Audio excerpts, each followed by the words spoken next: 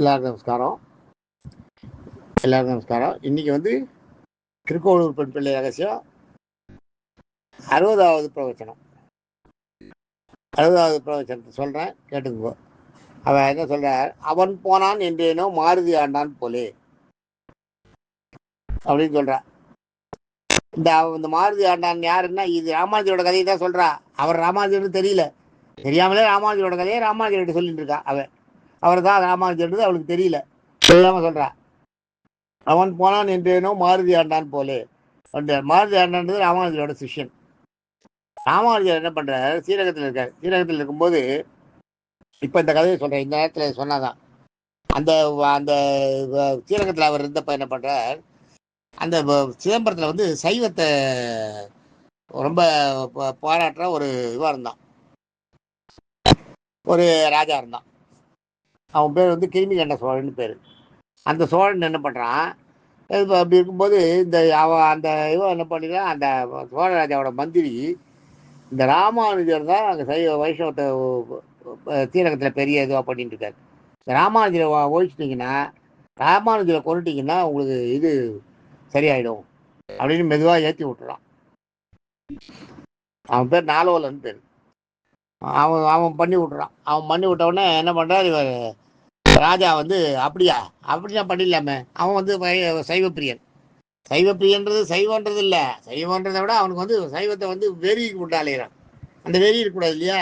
அந்த வெறி கொண்டு அலையிறான். உடனே போய் சரி ராமானுஜர் கொண்டு வாங்க, ராமானுஜர் காலி பண்ணிட்டோம்னா சைவம் வைஷ்ணவம் தழைக்கும், வைஷ்ணவம் வளர்றது நின்று போய்டும், சைவம் தழைக்கும். போய் ராமானுஜர் அரெஸ்ட் பண்ணி கொண்டு வாங்கன்னுவா. காவலர்கள்லாம் வந்துடுவா. அந்த நேரத்தில் ராமானுஜர் என்ன பண்ணுறார்? குளிக்கிறதுக்கு போயிருக்கார். காத்தால, விடிய காத்தால ராஜாவோட சேவர்கள்லாம் வந்துடுறார்.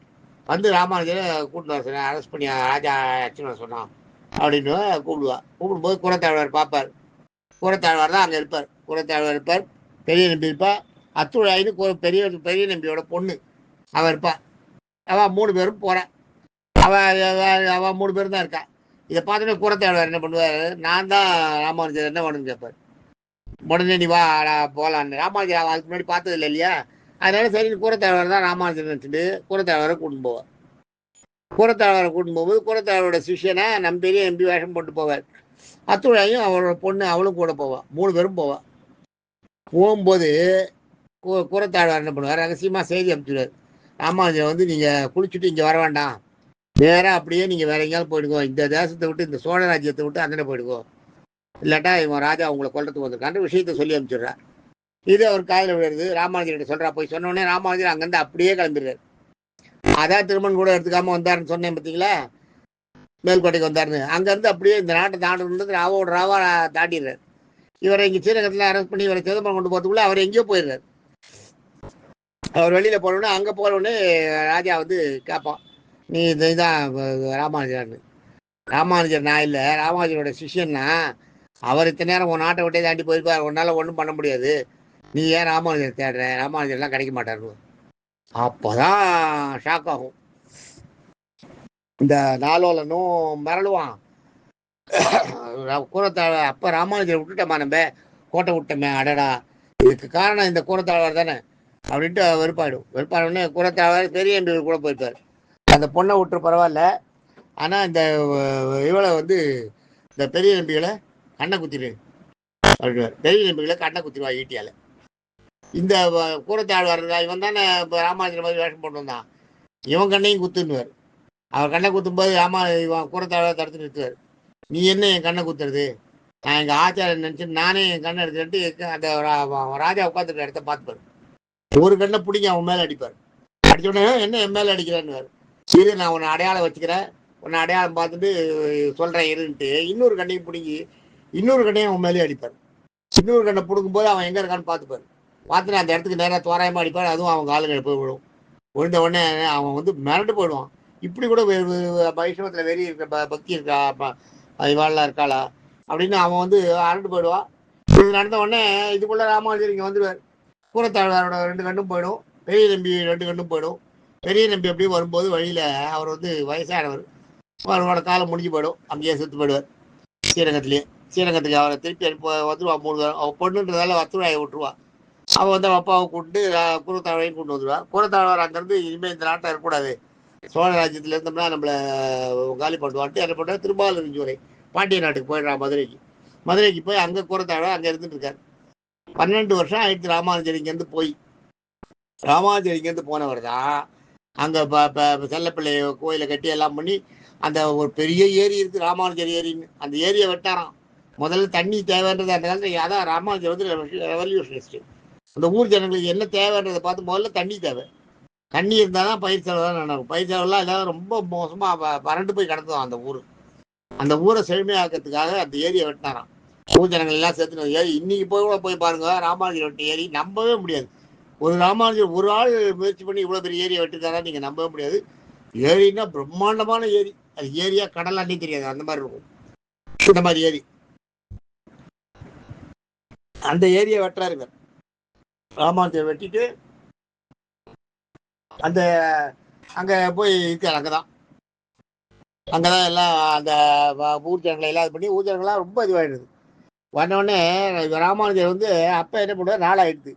ஸ்ரீரங்க ரங்கநாதரை பார்க்கலையே, ஸ்ரீரங்க ரங்கநாதரை நம்ம பார்க்கலையே, அவரை ஸ்ரீரங்கத்துக்கு மறுபடியும் எப்போ போகிறது அப்படின்ற அந்த எண்ணம் வந்துடும் இருக்கு மனசில். வந்தவொடனே என்ன பண்ண, மாருதி ஆண்டான் இவரோட சிஷ்யன். அந்த மாருதி ஆண்டானை வந்து மாருதி ஆண்டானோட அம்மங்கி அம்மாள்னு அவரும் ஒரு சிஷ்யன். மாருதி ஆண்டானை அனுப்புறா போய் பார்க்க சொல்லி. அம்மங்கி அம்மாவை கூட தொடங்கணும். அம்மங்கி அம்மாள்ன்றது வந்து அது பேர் அவரோட பேர். அதனால அது வந்து இது இல்லை, அது இப்போ பெண்பால் கிடையாது, ஆண்பால். அவரோட பேர் அம்மங்கி அம்மான்னு பேர். அம்மங்கி அம்மாள்னுவா.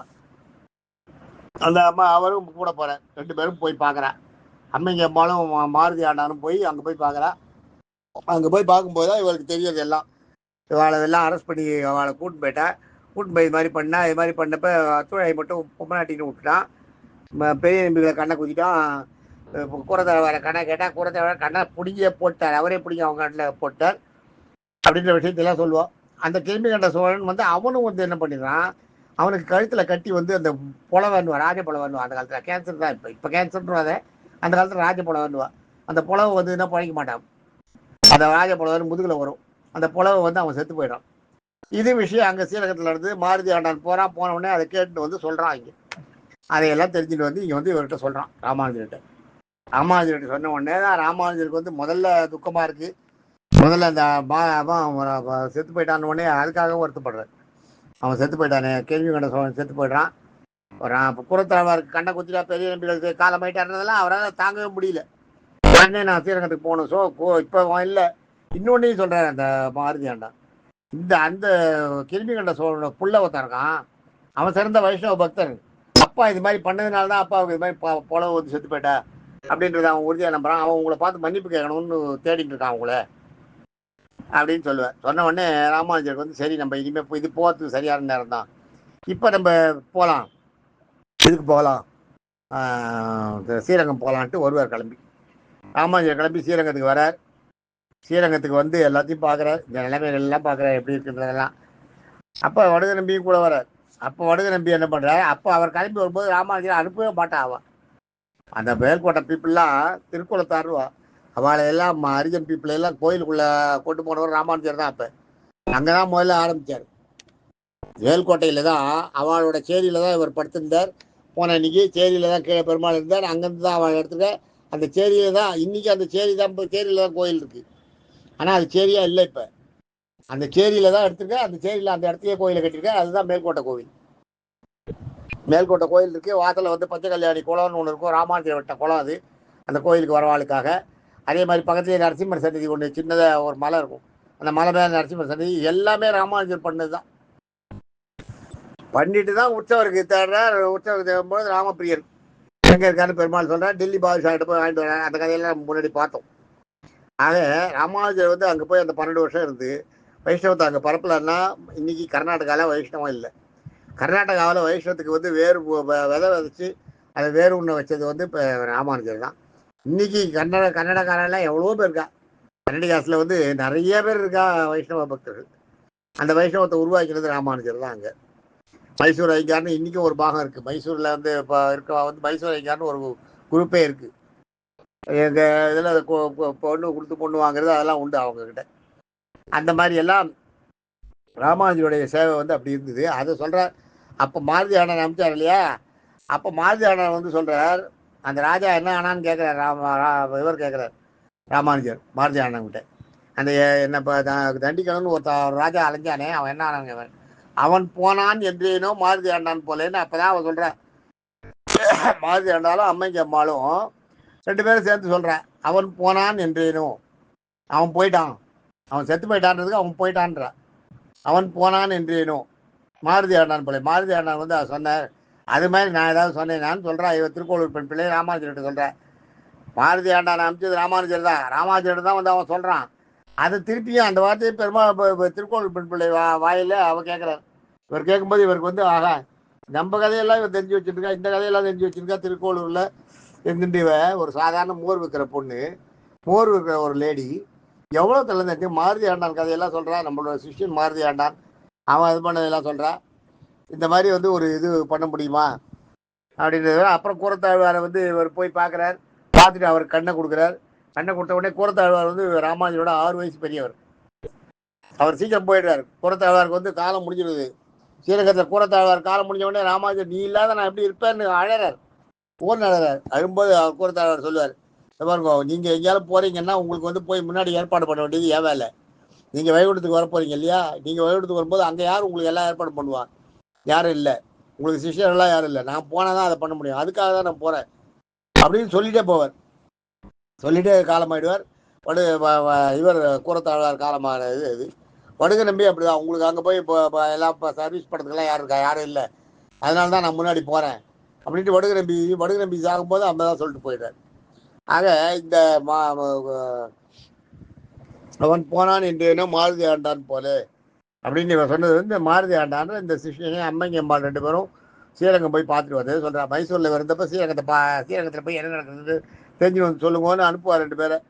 அந்த ராமானுஜர் அனுப்புவார். அந்த 2 பேர் வந்து சொன்னதை தான் இவன் சொல்கிறான் இந்த இடத்துல. வந்து ராமானுஜருக்கு ரொம்ப சந்தோஷமாயிடும். மறுநாள் வந்து நீ இன்னும் சொல்லுன்னுவார். நாளைக்கு நான் சொல்கிறேன் அப்படின்ட்டு இவன் முடிச்சுடுவான். இதோட முடிஞ்சு போகிறது. நாளைக்கு அடுத்ததை பார்ப்போம். தேங்க்யூ.